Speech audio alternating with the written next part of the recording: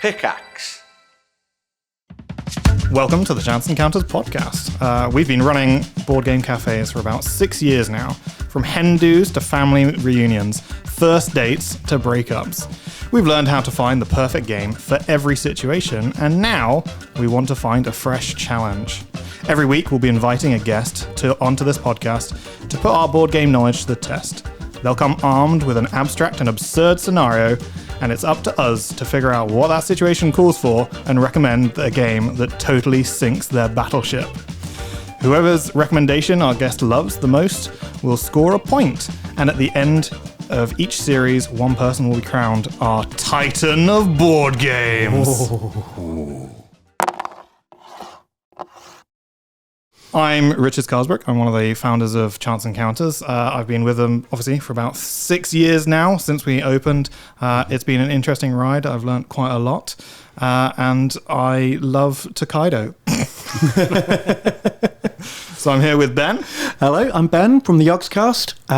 I stream, I make videos, and I'm a massive nerd who loves board games, particularly like strategy, war games, card games, that kind of thing.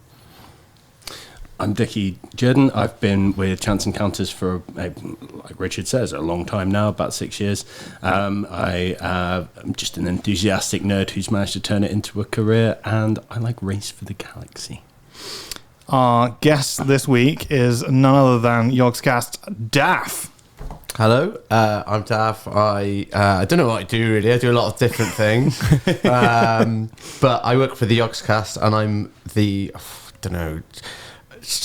office manager, social media manager, and some other stuff. And I am a young Welshman who enjoys board games, not a massive board game head, but I do very much enjoy board games. And I'm quite young in my board game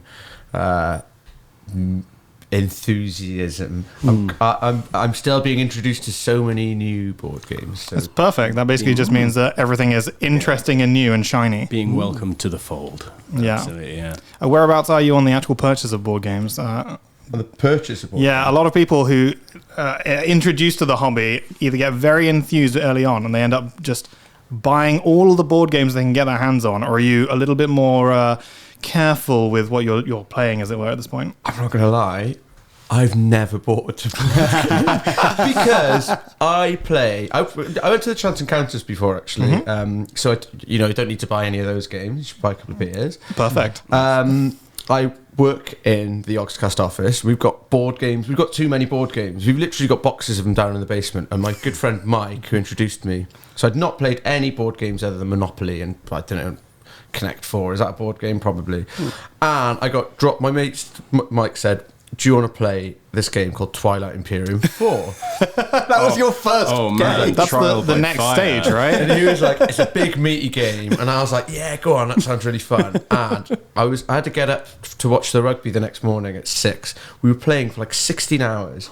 Yeah, till 4 in the morning. And I was like, no, we're finishing it. And I absolutely loved it. It was so good. So yeah, since then I've been working my way backwards. I started at, it's like, what's that film? Memento? Oh yeah, you start at the end, work your way back. That's what I've been doing. It's got thrown in at the deep end and you've slowly waded your way underwater into the shallows. And were you disappointed or relieved when they started getting shorter and easier? I like something a bit meaty. I was playing with Lewis the other day, I can't remember what it's called, but it's like a space game where it's almost like Legacy with a whiteboard. Roll for the Welcome to the Moon. Welcome to the Moon, yeah. We played that and that was really fun.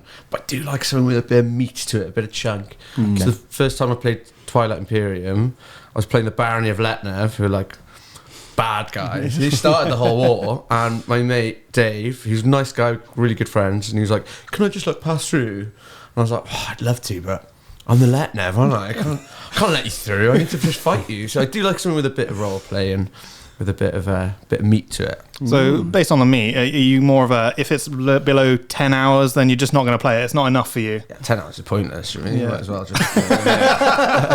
no, I think 3 hours is a good one. Brass Empire we've been playing recently. No, Brass Birmingham we've been playing recently. So that's nice level, about 3 hours. So you're quite well versed in some board games, and yes, I think Dickie was immediately like, Connect 4 is definitely a board game. Yeah, if it's on a table, it's a tabletop game. That's how it works. Is Jenga a board game? Jenga is a tabletop game. I don't know. There's like this weird thin line, isn't there? You know, like I like Jenga a lot, though. I think it's hard to better Jenga.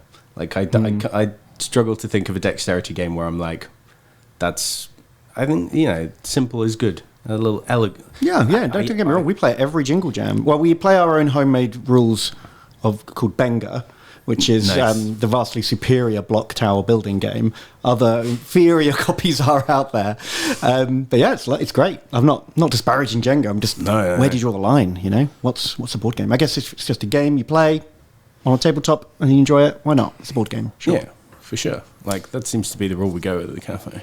Can we quickly touch on that Benga? What are the differences in rules? Because I see you play it every Christmas. Well, it's a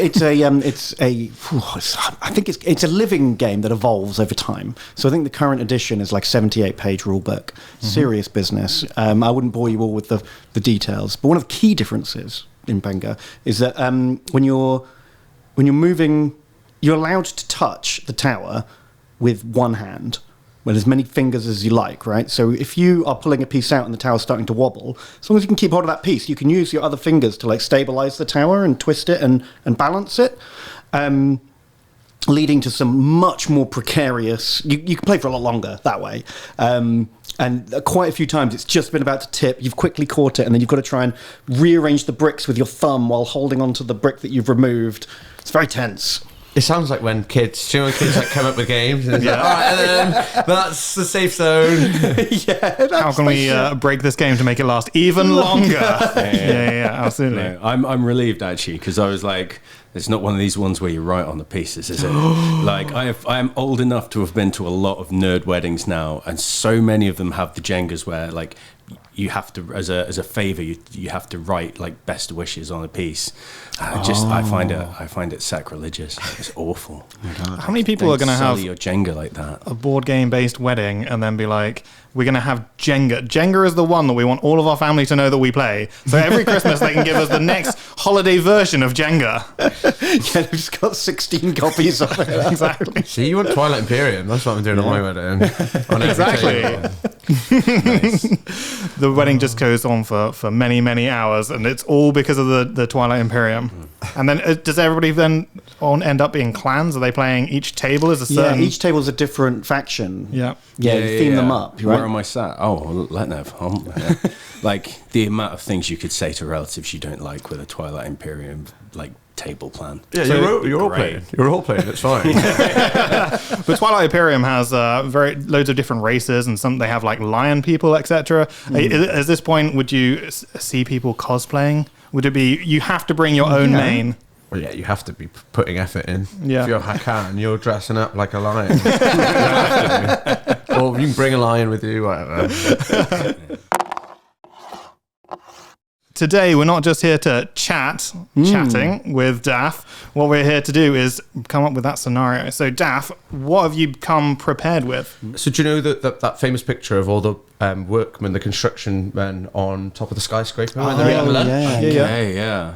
A board game that they can play there on their lunch break. Wow. Oh, that's amazing. Yeah. I am, yes. High-rise action. The cogs are whirring. This is great. Love this. Does this need to be aimed... Are you one of these workmen? I'm one of these workmen, and I've been working on this really large skyscraper. We haven't got any safety harnesses. We don't need them, really. But it gets a bit boring up on this skyscraper. I've eaten my sandwich already. I dropped my flipping coffee down. And I want something to keep me occupied. My friends as well. We're all into board games. So just looking for something that we can play on the fly. Okay. So the first thing is we're going to take all the extra coffee cups that are just litter every office, and we're going to donate them to this workforce who keeps dropping their coffee cups over the side. But what sort of... would you think it's going to be a dexterity-based game? What would you like to do? I would think that, like, Benga's out immediately. Yeah. Like, because, like, as soon as... I mean, that is how Jenga works. When the pieces fall, the game's over. But, like... I mean, the hazards. Very serious business. Also, you're spending all day putting girders and buildings and towers together. That's not what you want to do on your time off. No, that's a really good point. That's very true. Yeah. Like, you say this is time off. Is this like a lunch break? Or is this, so this isn't once the day. But this is so you want something quick. It doesn't have to be quick. I've seen like builders' work breaks. So they can last a long time while they wait for the next truck to turn up or the equipment they need. Like sometimes they're sat there having cups of tea for like 3 or 4 hours. Once you're up there as well, who's going to come and tell you off? Like, honestly, what supervisor can be bothered to get up like 18 It's a management-free zone. Exactly. This is perfect. He has got binoculars, but we'll be all right. I think we'll be all right. Can't really see. We're above the clouds at this point. Yeah, exactly. Yeah, it's a really high skyscraper. But yeah, so it can be sometimes half, like Ben said, sometimes half an hour, sometimes 4 hours, So the people you're playing with, are they going to be, have they ever played a board game? Are they going to scoff when you suggest a board game? They're going to assume that it's Monopoly. Okay. I'm going to say that, okay? My workmates aren't the most skilled board gamers, but they at this point up on the skyscraper when you're fobbing work off and you're not doing anything, they'll play anything. They'll get into anything. You mean they're meant to be working? Okay, but maybe not the most complicated thing that requires you to have played 3 or 4 other games to understand the mechanics. Want a kind of gateway game, kind of bit of something easy. Something accessible. I feel like if we've got this situation where Jenga or any other form of dexterity game, it might not be a great idea because these people are living life on the edge. They're not going to find tension of Jenga or anything similar to that at all, are they? They're just going to be totally... yeah, they're numb to it. Exactly. That's not tense at all. Falling? Got over that years ago. Exactly. This is 1 foot tall. Who cares about that? The other thing I'm worried about when we say dexterity games, like the trauma that would be caused by a pigeon flying into your Jenga tower. True. I mean that is halfway through a game. I mean you see a bird die as well. That's not that's not what you want. Who is the winner then? If it's your turn and the pigeon flies, do you lose? I think you do, don't you? Yeah, if it falls when it's your go, you're left holding the bag on that. Is it officially that as soon as you touch the tower, it's your go? Because isn't it up until the point at which... In Jenga, the inferior tower-based game, it's 5 seconds after you've dropped your piece. Gotcha. So there is a time limit. The next person's go. So it can be your go, and it can fall over before you've touched it. Yeah. It's harsh mistress. Oh, no. So we've also said the term dexterity-based games. Dickie, can you explain perhaps what a dexterity-based game is? So basically any game where you're using your hands, right? So anything that's got balance or kind of a bit of a skill-based, I guess, like flicking as well. So like a Tiddlywinks kind of situation. Or a Sabutio. Is Sabutio a board game as well? Is it a board game? It's very popular, so we'll take it into the fold so that we can just be like, loads of people play board games, right? It makes the stats look amazing.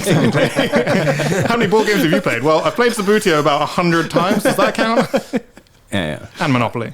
I mean, I still say it's on the table. It's fine. Okay. Darts, not a board game. That's on a wall. But it is a board, though. Oh, man, my mind is blown. Maybe we should just set up a definition of what this board game is, because it seems to be very, very fluid at the moment. Let's put this conversation on hold until we define board game. I've been to the Chance Encounters a couple of times. I went there on a date once, and some really helpful staff showing me all these board games going through, and eventually we just played Scrabble. Scrabble's a board game, right? Yeah, definitely 100% is. I don't know, but 100% is. Just like one of the more traditional ones. I think it was just we were a little bit fried, but quite embarrassingly, I had the worst RNG ever in Scrabble, and I swapped Zs. You know when you can do like the Hail Marys and swap them all? Swapped like Qs and Ws for Zs and Xs, and I was so pissed off. I flipped the board. Oh no!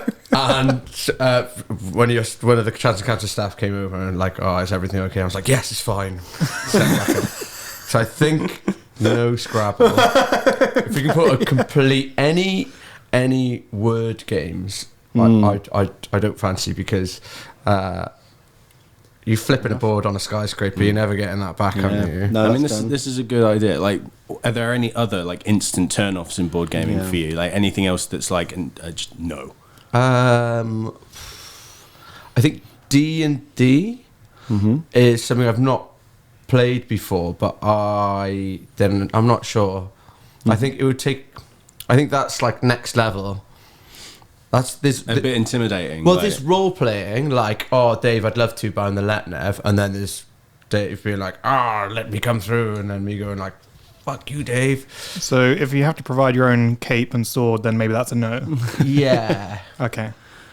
Okay, so more historic construction equipment, capes and swords. You know, It's true. Yeah, And capes are very dangerous, as we found out in The Incredibles, right? Yeah, you don't want that up on the No. tower for sure. No. I feel like if you're up constructing like steel beams and stuff, you want to be at least a dwarf.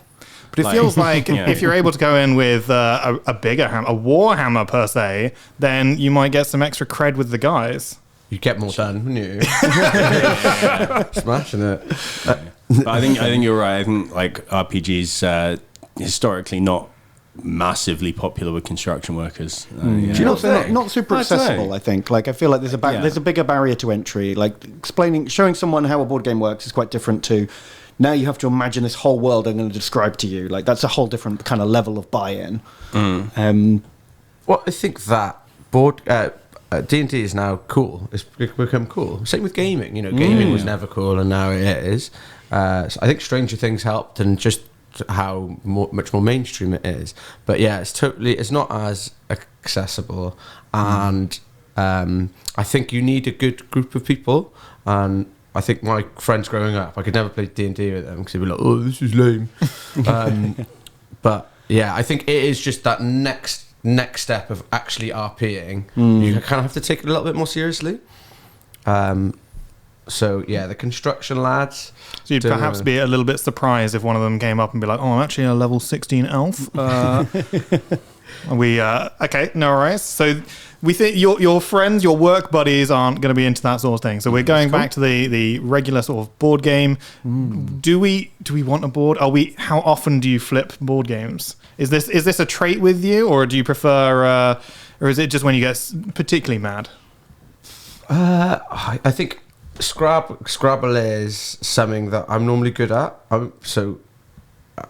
Maybe that's why I got so annoyed at it. I get the urge to flip the board. Like, you know, on TTS, on Tabletop Simulator. Yeah, there is a button for the flip button. I don't know why they put it, but I have, like, almost done it. Someone's locked it immediately. They're just like, "Oh, we're playing with Daft today. I have locked that button. He is not going to be able to use it." I've only ever flipped the board once. I have. Okay. We normally play whoever wins gets the pleasure of flipping the table. I think it's a good compromise. Yeah. It's Probably why the table's so battered then, Ben. You're doing it after every board game. So going back to it, you said that when you came to Chance Encounters, we had helpful staff, and you flipped the board game, and that's presumably one of the only times you've ever flipped the board. I don't think we did a good job there. It was so I went on. It was on a day, and I don't know, just didn't fancy anything too meaty. Maybe it was the staff's fault. Could have been. It's on us. Okay, right, we're on the edge. You flipped the board. I feel like we're going to climb up this tower. We're going to present Dav and his friends this board game, and we might get flipped off of this tower if we're not careful. This would be a good recommendation. Oh no, we're going to get this is some high Spartan. stakes. I didn't think we were going to literally have physical issues going on here. I couldn't defend myself. I'm not like rolling dice hasn't prepared us for this sorts of things. I do expect you to come up and deliver it to us. Oh no, okay. Yeah. Do we also have to do the teach as well? Yeah. Oh, okay, makes sense. Yeah, that's part of the job. It is. You can't just hand someone a game and go figure it out. It would be a very half-assed recommendation, wouldn't it? Yeah, just on a little clip tie kind of carabiner, like, right, just like, because you want to have hands free. When I teach games, I'm a very flappy handed man, like gestures. I don't know. Maybe I'm Italian. You're going to lose the street cred though if you go up wearing safety gear and they're not wearing safety gear. Richard, I'm wearing safety gear. Okay. There is absolutely no way. We're talking full harness here. Yeah. Everything's on show. Yeah, like construction, like hard hat, the whole thing. Goggles, don't know why, pigeons maybe. Yeah. Recently, I've been into a few construction sites, and even when they're like completely fine, Just casually. Just casually, yeah, it's what I do. Just let you walk in. Exactly. Like, if you put a hard hat on, everyone's just like, oh, okay, this guy obviously needs to be here. Yeah. High vis. Oh, we can see him walking around. This is totally fine. Yeah, it is amazing what you can get away with a high-vis jacket and a clipboard. Oh, yeah. People don't ask questions. They don't want to get stuck into whatever you're doing. That's how I got this job. At some point, they just started paying me cash in hand, and I thought, this is great. But yeah, so I'm thinking game-wise, you want something where you're holding cards. Nothing laid down, nothing on a table or on a beam. Again, though, if we've got cards going on, is that going to be that's going to be a flight risk at this point? We deal with tools, so we don't really drop them. I'm a bit clumsy with my coffees. Are you the only one that's clumsy with the coffees? To be honest, I'm not going to lie. I asked for an oat milk. And it was almond milk. I was like, No. But the truth comes out. But we are used to dealing with equipment and holding on to. So I think something like you could clip a board down onto the beam. I think get a like a vice grip on it. We're all handymen and women. Mm-hmm.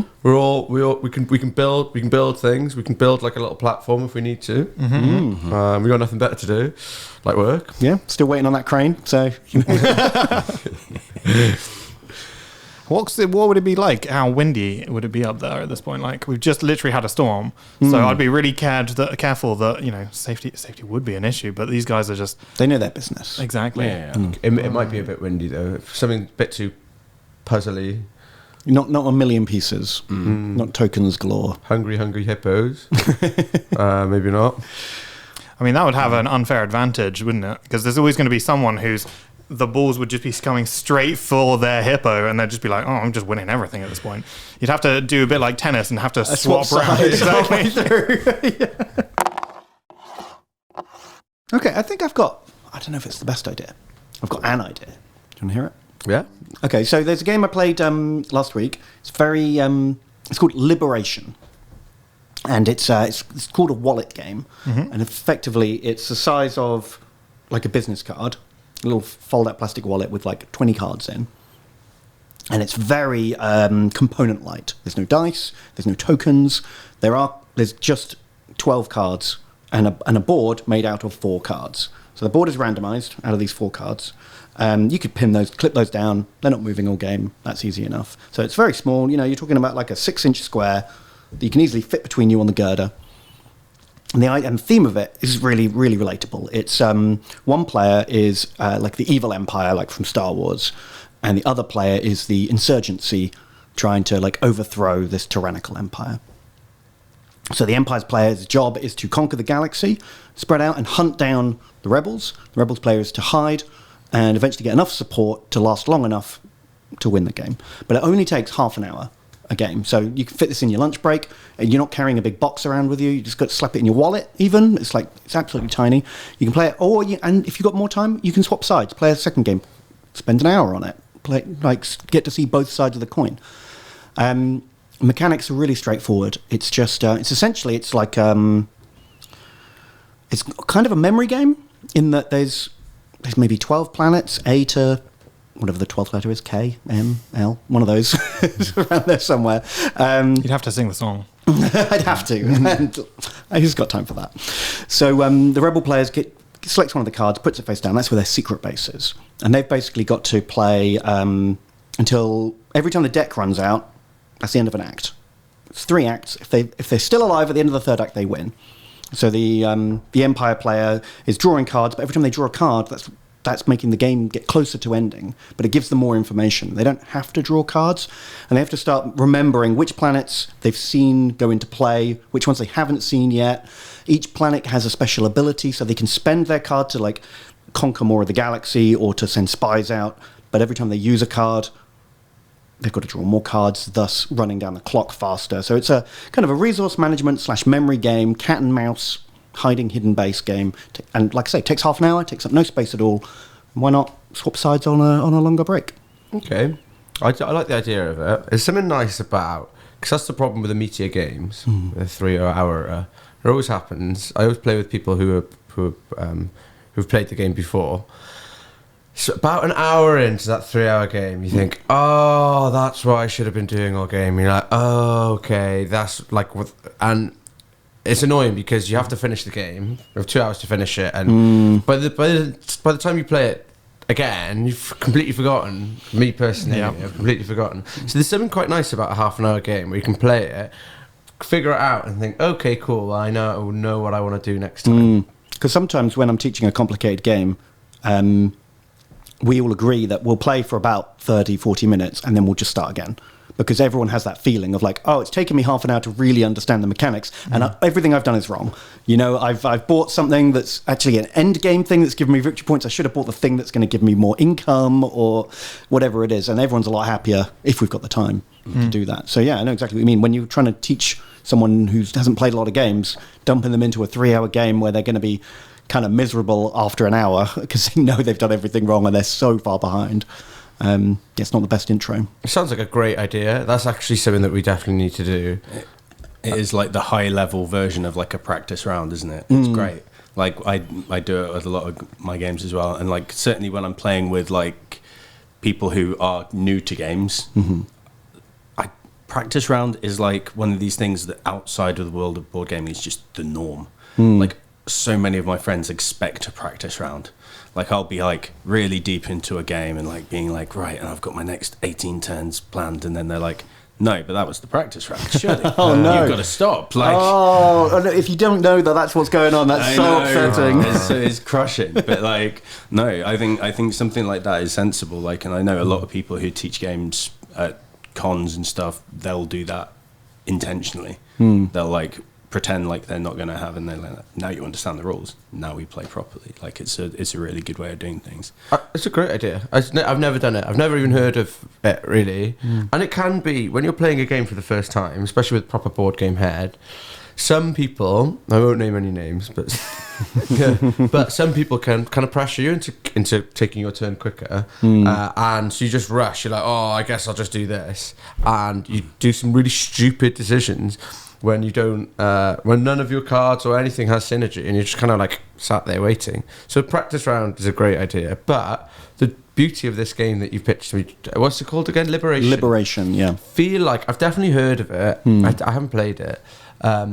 You would need a practice round because it's only half an hour. That's it. Your first game is just the practice round, and then you can swap sides or play the same sides again and actually feel like, okay, I get it now. Because in that first game, you're probably chucking away cards, not knowing how valuable they are when you're drawing. Yeah, I think planets is cool. You get a lot of creative freedom with planets, and it can be as colourful as you want and as interesting as you want. And you can roleplay Empire and Rebels pretty easily enough. Everyone's seen Star Wars; they know the general gist, right? Yeah, absolutely. Like I'm obsessed with these wallet games. By the way, I think they're brilliant. Like it's this beautiful company. Is it a Button Shy game? I think? Yeah. And like they have this one design philosophy that every single one of their games is 18 cards or less. That's the limit. So like really easy to like manipulate and have in your hands, which is the safest place for these cards, presumably. Ironically, you were having issues with taking these games and then losing them because they're so small. I know, yeah. I have like one in each tote bag, just like lurking, like hidden away in like crevices of my board game storage. But yeah, like they're beautiful. Yeah, it's good to always have one when you have a big board gaming night. You play something big like like you were saying, Brass Birmingham, that takes like 3 or 4 hours, and then if you've got some time left at the end of the evening, a little half-an-hour game to like wind down. That's less pressure. It's a nice way to cap it off. Yeah. We normally have a few drinks when we play board games, so we've had a few games ruined because we were all too pissed. Everyone's just making bad choices at 2 hours in. But then like something like a Codenames or something to finish it off is always fun.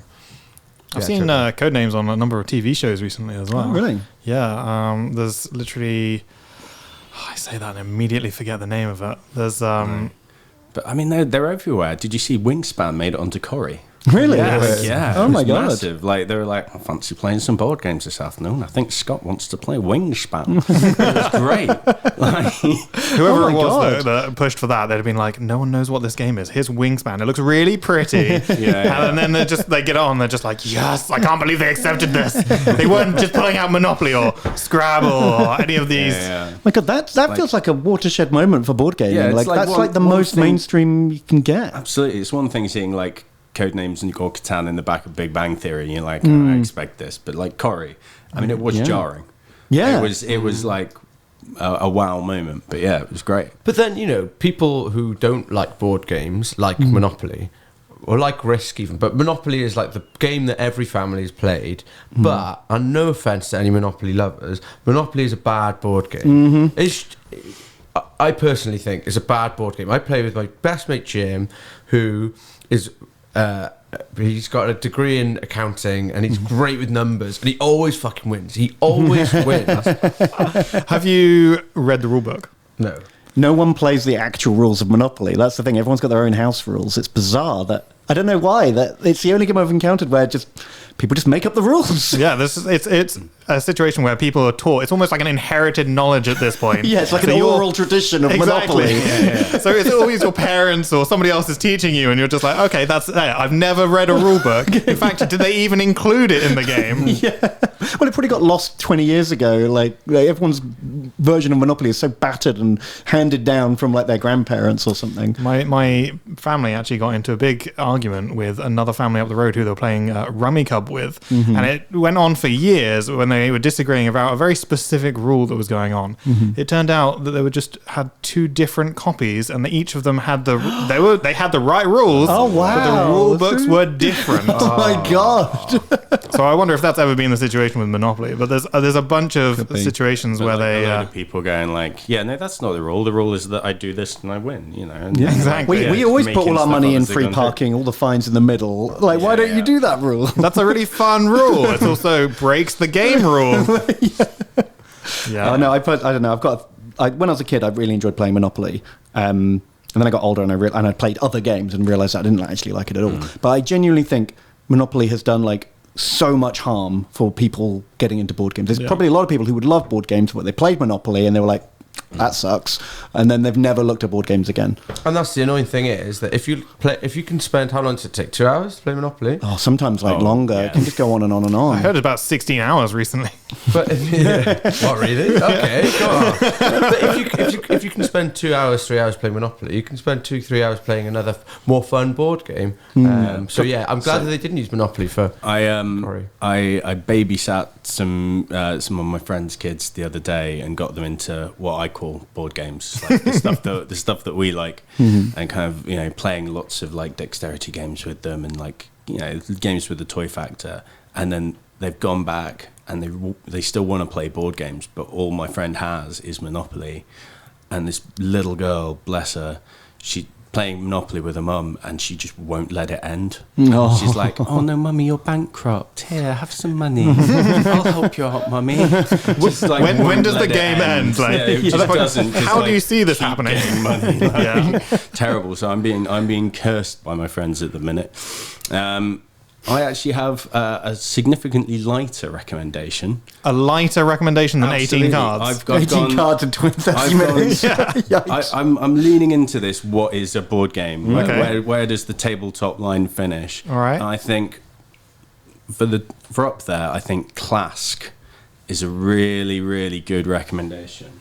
Clask, if you've not seen it, it's kind of like if you crossed air hockey with kind of pinball, I guess. Yeah. So you each have a kind of goal on either side of the table, and you have a magnetic paddle that you're holding underneath the table that you use to kind of move around your kind of air hockey puck kind of thing that's going to hit the ball towards the other person's goal. Really simple game, but like brilliant for a couple of goes. And I think like the meat here is going to come from being able to play it multiple times in the same lunch break. Like the skill on a dexterity game is always when you've played it like 10, 12 times and you get really good at it. Like I've seen people who are excellent at Clask kind of get really into it. There are also multiple ways of scoring, right? So you've got one is absolutely. Get the ball in the hole, which everyone can kind of associate with, or you've got the situation of there are three like beads in the middle, right? And then if you get two of those attached, then you lose a point, or your opponent gets a point. So it becomes a situation of if you get really good at guarding your hole, then you end up starting to try and hit the ball in such a fashion that you can get these beads attached to your opponent, and it becomes quite Yeah, it's like a stalemate breaker if you're both quite good. Yeah. And you can alternate strategy. Like, I reckon you could fit a whole tournament into a lunch break up on those beams, which is great. Get everyone involved. That's what I'm kind of I do see an ulterior motive here. I feel like maybe you've picked a game that almost doesn't even need any explanation because it's literally just hit the ball into the hole. They'll get it immediately, so you don't have to put on all the safety gear and go up to the top of the tower. That's absolutely, yeah. Not saying I'm scared of heights, but I'm definitely scared of pigeons. Please don't pick me. I don't want to win this situation. But there's also there's a 2-player version and a 4-player version, if I'm correct. Yeah, I'm thinking purely the 2-player version, just because it's going to fit really nicely on the beam. It's like a good size for a beam, I reckon. Like, so you've got the perfect shot. So you've got the guy straddling the beam, and you've got a friend straddling it at the other side. Absolutely, and they're playing their clasks. Yeah, and it's all magnetic, so it's not going to ping off and shoot. Yeah, off. Exactly. I mean, you'd obviously have some spare balls. Like, Obviously. you'd have to. The amount of times that they ping off or in some situation. So at that point, can you imagine someone trying to grab the ball as it goes and then just losing balance? Oh my god. And that would be you. That would be me. Yeah.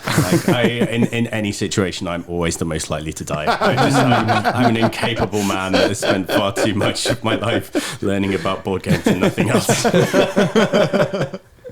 think it's a great idea, yeah. The magnet, I think it's really well fit for what we're doing. Kind of some of the lads like football and stuff, and it's easier to explain. Yeah, it is like one of the most accessible games in the cafe. I think like part of the reason is it just looks incredible. Like it's this monolith on the table. You get out of the box and kind of show people, and they're immediately excited. Like you can't like from the cafe. It is like an instant win. Like it's the easiest win in the cafe for me. It's pretty unusual if you bring it out and then the next table that's seeing these guys play would essentially be like, hey, I want to play that game. Can you put me on the list, the queue for that board game? I call it a yawn game. You know, like it's infectious. People, yeah, exactly. Yeah. Contagious. People see it and they're like, no. I've said the word yawn. I'm gonna yawn. I know. As soon as you did that, right? But yeah, I think that's. You in particular get really into Rich. You get really into a classic tournament. I've seen you at a classic. Are we getting into board flipping territory? Almost. I did actually enter so at the UK Games Expo convention, I entered into the classic tournament. I got pretty far. I think I got into like the semi-finals, and then the winner of that kind of ended up going into. They actually travelled to like Norway, Finland. It's how the Worlds are held in Helsinki. Yeah, but yeah, I'm actually thinking of a different tournament that we held at the cafe that you entered.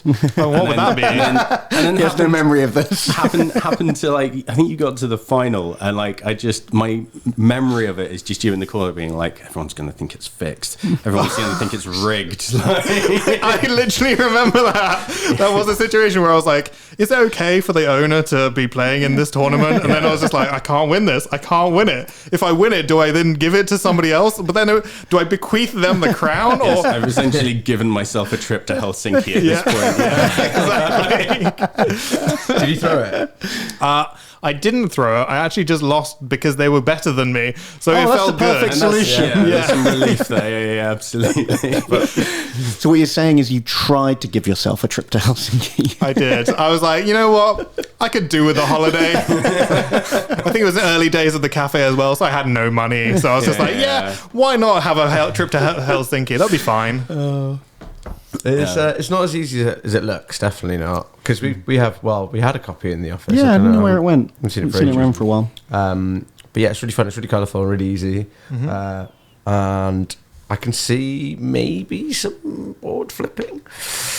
Yeah. But it's magnets anyway, so it's fine. Exactly. At least when you find it, all the pieces will be still attached. It's okay. Okay, so the final recommendation, I'm going lighter than... I'm not going lighter than class. That's impossible at this point. Yeah, exactly. It's actually just one piece. No, flip a coin. Exactly. It's basically who can guess that coin. It's heads, tails. No, the one that I would probably recommend is it's called King Domino. So this is a fairly quick game. Once you actually have like the rules down, you can pretty much do it in about 15 minutes. It is based off dominoes in some fashion. So there are about 48 tiles in the box, and each tile has two sides. It's a game that can play between 2 and 4 people, and it is actually very good at 2 players and 4 players. 3, something is slightly lost, so you pretty much want to be on evens anyway. And the aim of the game is to have the most points, as with most board games at the end of the game. And it's just this really pretty kind of like tile laying game where you have a little castle to begin with, and you're the king or queen of your domain. And the situation is that you're trying to lay down these dominoes to build up the territory around you. So there are a few rules as to the placement, so you have to keep it within like a 5x5 grid. There's some extra rules which encourage you to try and keep your castle in the middle and lay down all of your tiles.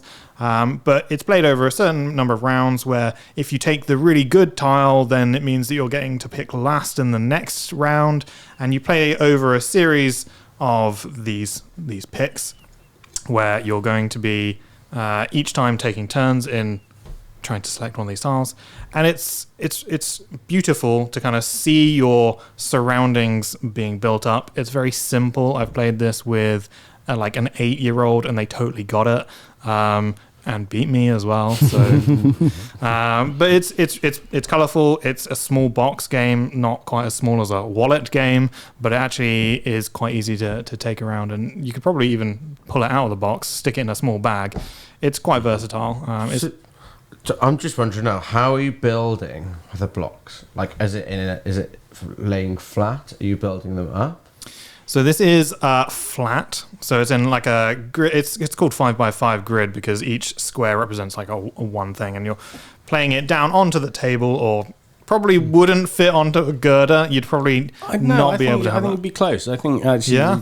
I always think these beams have got to be wider than I think, right? Okay. Like, I imagine them as a tightrope, and then you probably see them, and they're like, you know. Yeah, they're probably about like, I don't know, 8 to 10 inches wide or something like that. I mean, I'm always seeing them from the ground, so it's hard to tell if they're just small or far away, right? Like, it's, but yeah, no, I think they're always probably bigger than you think. I guess if you can get maybe both of your shoes on that girder, then you can get King Domino on it. Yeah, I would agree.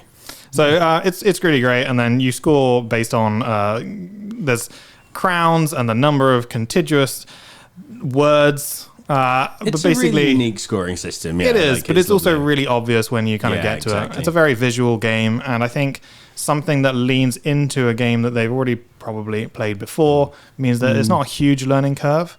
And the other thing is it's super repetitive. Like, you can play it and it'll be a good game with multiple people. Yeah. And based on what tiles come out, your strategy changes because you have to try and make the best of what is coming out. So it's a nice combination between skill and luck. But at the same time, the new people who are playing, because you've got that issue where if you're playing a game and they've played it 100 times, you're not necessarily going to be competitive. With this game, you can be. Yeah, I think you were aiming for replayable, but you went for repetitive. Like, yeah, it's probably you gotta really sell it, Rich. Thank you. Sorry, it's super repetitive. You just really don't want to play over and over again, and it's No, I love this game. I think it's great. See, I just want Scrabble now. After all of that, if I can't have Scrabble, there is a Welsh Scrabble. Have you played that game? I have played Welsh Scrabble. On first language Welsh. Just a bag of Y's and L's and W's. I can do everything with this. This is all I ever needed.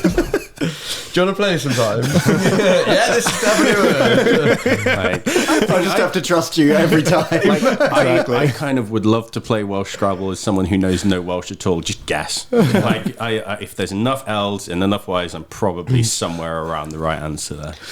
No, Y's. We have the same amount of Y's. What people say. Fair enough. It's like you sat on a keyboard is one of them. Because you have a lot of and there's and as well. Yeah, I don't even know how to spell. CH. Oh, okay. CH is yeah, I have played Welsh Scrabble. I mean, it's probably another one of those where if you're into a certain thing, like you're into Star Wars and they're going to buy you Star Wars Monopoly, as soon as they know you're Welsh, they're probably like, oh, we'll get you Welsh Scrabble. So it's probably a very unoriginal sell at that point. I've got Welsh Monopoly as well. Yeah. I've got Welsh Risk.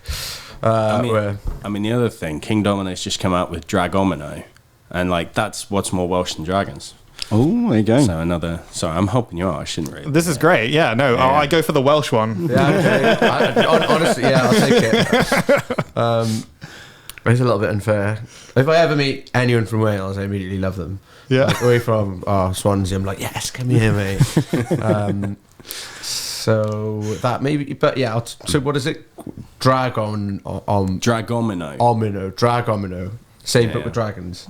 Either that or drag queens. Yeah. Thanks for filling that in there. I suddenly thought of what a great game that would be. just lining up drag queens, matching them in domino form. Yeah, it's sponsored by RuPaul. RuPaul board game. When? Yeah. Yeah, it's only a matter of time. Huh? Well, they made a what's it called? The Queen's Gambit. There's a Queen's Gambit board game. Yeah, so the Queen's Gambit, they made chess cool, fair play, watched the series, and I loved it. Yeah. But yeah, they made a Queen's Gambit board game, which is chess, right?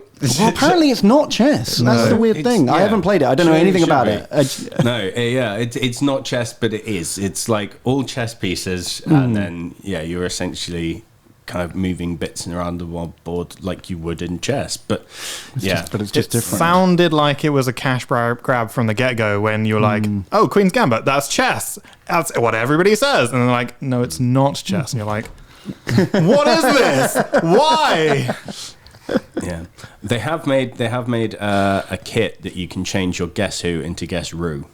That sounds amazing. That's how they've got into the board game. Kind of, you knew it was coming, but it's print and play that you just stick on top of all the normal kind of. I love it. Cis faces. Do they look fabulous? I think it's just different drag queens that do look amazing. Like it's all existing drag queens and stuff, but like rather than Henry, like all of the characters in Guess Who just look like they're from Slough, and I can't explain why. Have you ever tried to play subjective Guess Who? It's No. where you play Guess Who, but you're only allowed to ask questions that there's no definitive answer to. So you say, like, is your character, does it look like you'd be scared of them in a dark alley? Can you trust, would you lend money to this person? Have they ever been train spotting? Exactly. No, I'm It's much more fun. Sometimes it's unsolvable just because you have different opinions and you go, well, it can't be that guy. But It's all subjective. That's a great idea. I love that. I think Boba played it like a subjective Pokemon Guess Who. oh wow, okay. And then it was a very similar situation, but it was trying to ascribe these personalities through Pokemon. And it was very interesting to watch. I want to play that now. That. Yeah, That's the winner. it's not even a board game that's currently out at this point. No, you just play making normal up. Guess Who because you don't need different pieces.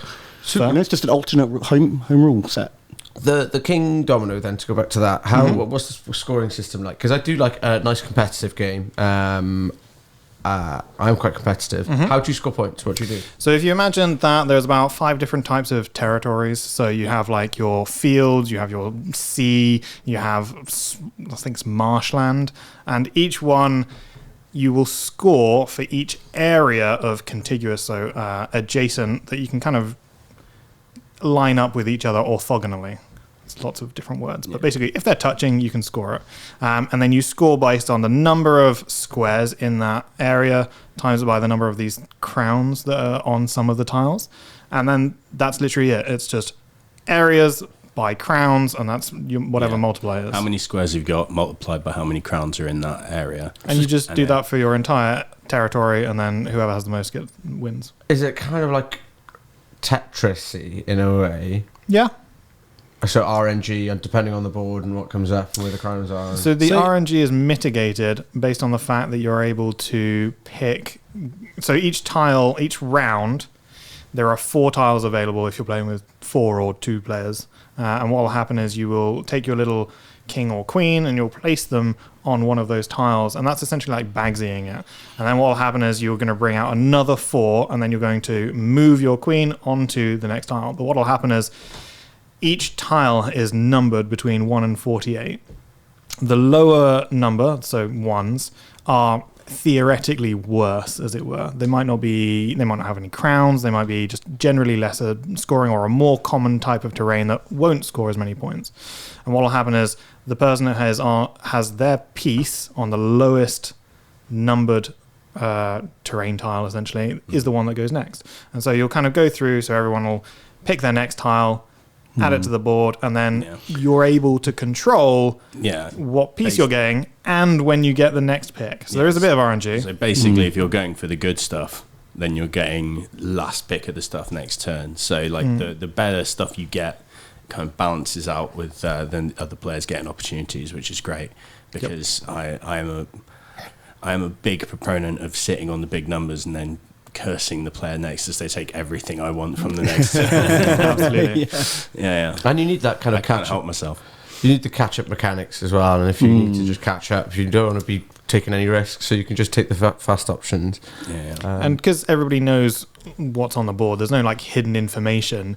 It means that you can be like, oh, I see what Dickie's going for, therefore that piece is going to do really well for them, and it'll do okay for me, but it won't mean that I win as a result of taking it. I had a big argument about catch-up mechanics the other day. Someone saying, like, if you can't lose a game on the first turn, it's not worth playing. Oh, wow. And like, that is, for me, a horrible approach to take. But, like, some of those heavy Euros and kind of those really meaty, like brass, I guess, you could kind of, like, lose on the first turn.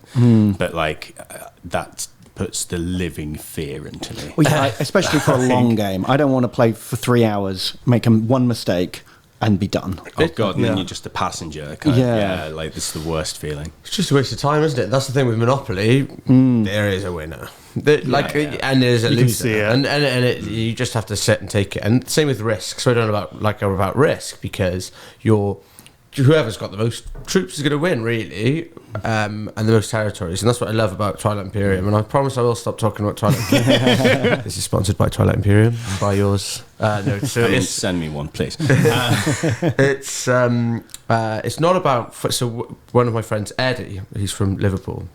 And he stirs the pot. He'd be like, "You're gonna take that? He's just taking your planet. Don't take that." And he causes this big war. And I'm like, "Yeah, you're right." And he will just sit there and come out with like a turn where I'll just get loads of victory points, hidden victory, public victory points. That's one of my favourite things. Like, a lot of people approach that game as if it's like a war game where you have to conquer as much territory as possible. But that doesn't help you at all. Getting stuck into a war with your neighbour is just going to slow you down. You need to just tick your boxes, get your victory points, be strong enough so that no one wants to invade you. But just treating it like Risk and trying to like go over the whole galaxy is just going to get everyone ganging up on you, and you're not going to get any points. It's as much a political game as it is a like a numbers game. You gotta fly under everyone's radar, distract people, get them fighting each other, slow everyone down. Absolutely. I love it. The problem is that when you own a board game cafe or you play with a few people, I mean, we're going to be playing with other people in the board game cafe. And so when that kind of comes up, instantaneously I have a target on my back and nobody wants to negotiate with me. I'm pretty sure I've played a Twilight Imperium game where I wanted to table flip at one point during it because I'm like, no one will actually they're all backstabbing me. What's going on? I had this agreement here and now I don't. It was just crazy. Reputation's a big thing. But like I kind of like the catch-up mechanic in Twilight Imperium is just that it lasts for 16 hours. You've kind of got some space to come back into the game at that point. Like there's the ebb and flow in there. We had a game where I actually listened to a podcast and just to help me, and I won the game. I was Sol, and then the next day I was on such a high. I played with randomers on Tabletop Simulator. Oh wow! And it was the worst idea. I was hungover. It was a Sunday, and they recognised me as a weak opponent. So and do you know, on a table you have to be kind of subtle about talking and whispering or whatever. But on TTS, everyone's just typing to each other, and you can just hear everyone typing. Just private messages all the time. And I was being like moulded. I was being manipulated so much from everyone, and I couldn't back out. Like 3 hours in, I'd had enough. Yeah. But there's nothing I could do. I had to just sit there. It was horrible.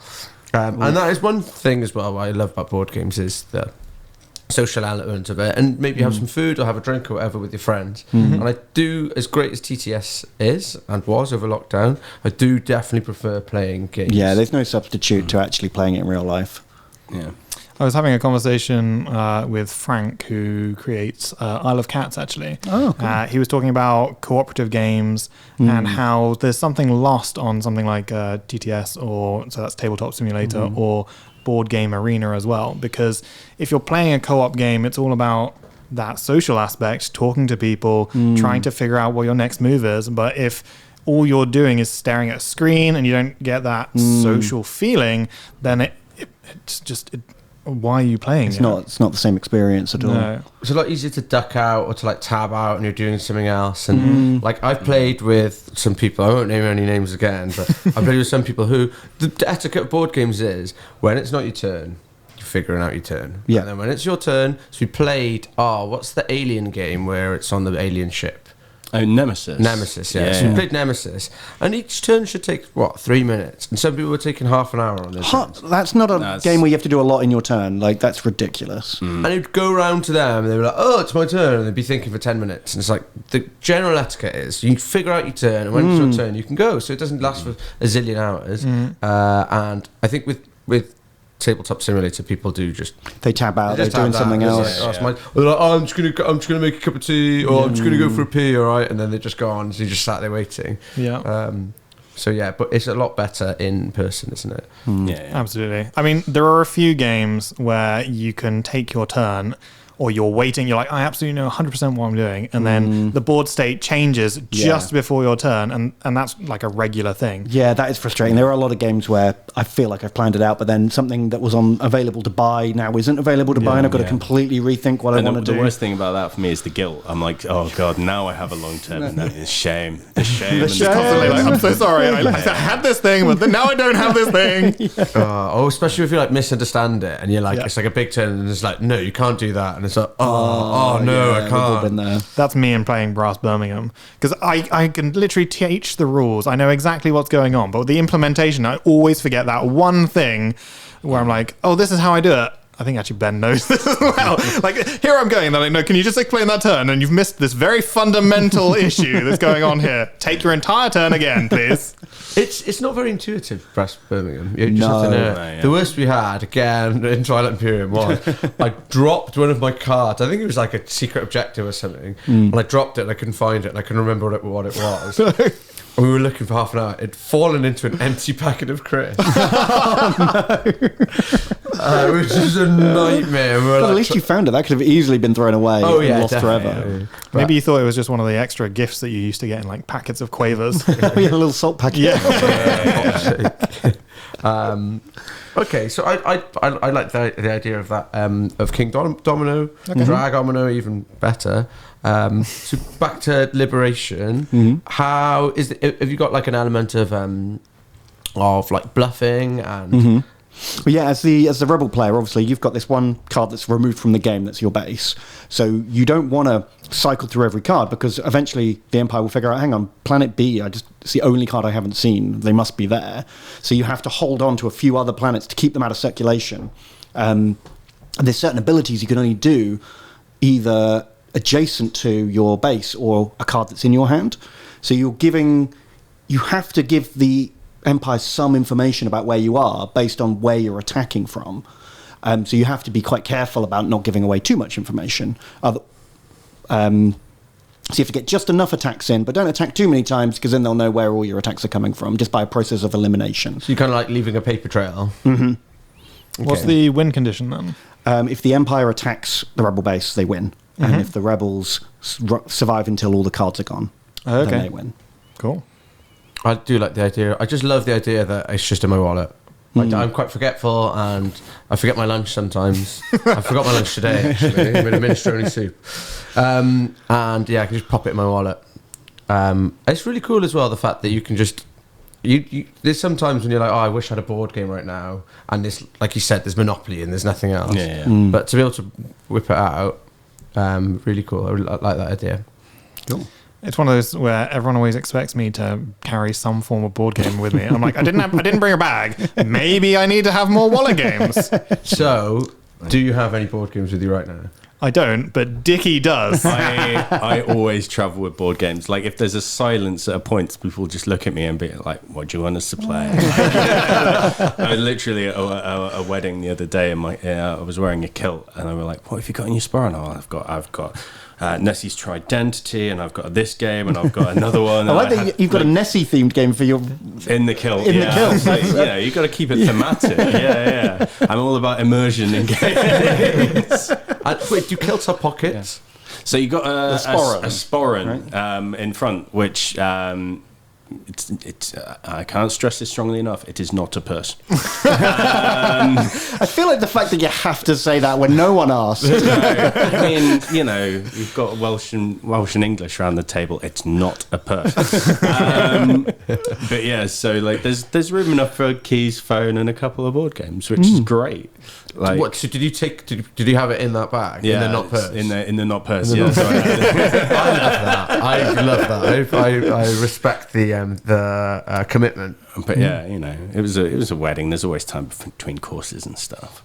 So Yeah, nice. God, I wish I'd brought board games to the last wedding I was at. It just went on and on and on. Were you playing literally during the ceremony when they were doing the vow? No, not quite that bad. Like, I think the only thing you could have got away with was maybe the mind, something played in silence. But no, yeah, this was between main course and dessert, the perfect time in my opinion for board games. Wait, is the mind? The mind is when you move when you put the numbers down. Yeah, isn't it? you play in silence. You have to put the numbers down. Yeah. What is the game where you say halt?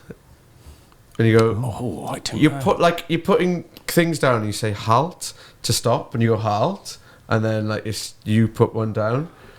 I don't know that one. I don't know this. This sounds amazing. That is a great game, but that's the only word you can say is halt. I'll find out. And There's an advanced version of Mind, or is that... Yes, the Mind Extreme. Right. Where you're playing numbers going from 50 to 1 and then 1 to 50 in opposite directions. Oh, wow. Which is brutal. Yeah, that sounds a lot harder. Yeah.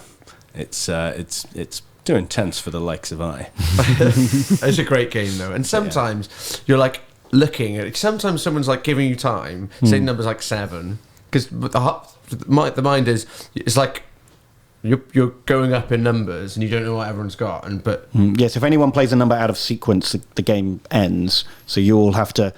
If you've got like a high number in your hand, you have to wait until someone's played some low numbers. But if you wait a long time and no one's played anything, then you're like, oh, maybe I can put my high number down, for anyone who hasn't played it. But sometimes I played with people where like the number's 7 and they've got a 9 and they're waiting for ages, and you've got like a 15 Yeah. and they're waiting for ages, and you're like, oh, okay, fine. You put it down and they're like, oh, and it's like, why didn't you put it down? It's a 9.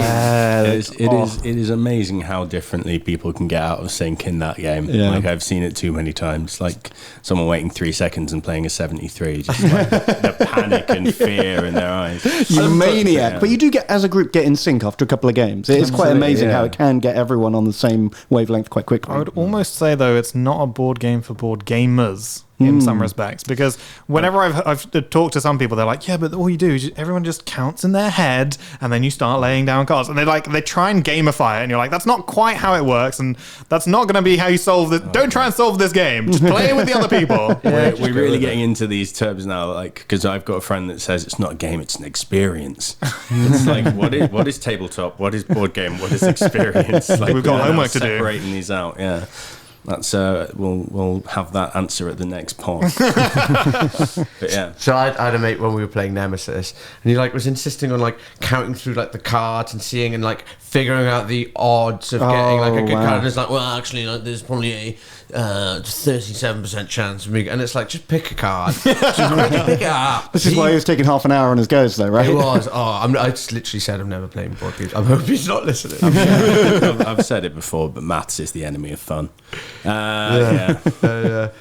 I think you got to pick a winner, Dan. Okay, so it's a tough one. Now, I like liberation. I like the idea that it can fit my wallet. I like space. Everyone likes space. Who doesn't like space? And yeah, a little bit of RP, but not too much. I think that is really fun. Classic, I've played before, and I think that I enjoy it. It's fun. I can't say I'm very good at it, but when we're 50 meters in the sky, we've got plenty of time to practice. So yeah, I do like the idea. It fits on the good perfectly.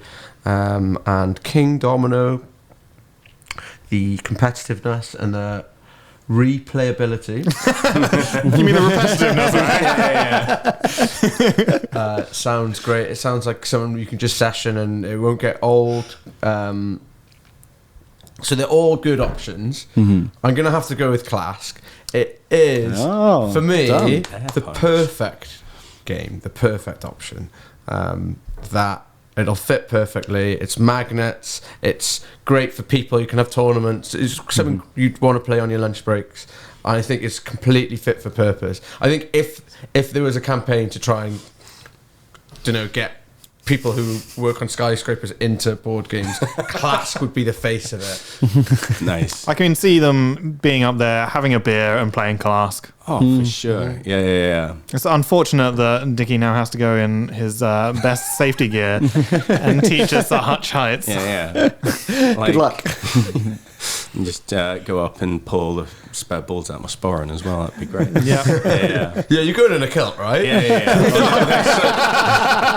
So suddenly now the people below are having a hazard as well. Yeah. Oh gosh, that adds 100 more complications. It's the management with their binoculars. That's the one you have to watch out for. Oh, yeah. Jeez. What are they doing up there? Oh, no! Oh, they're on the lunch break again. Oh, crap. Can I ask, just quickly about the kilt, were you wearing anything underneath?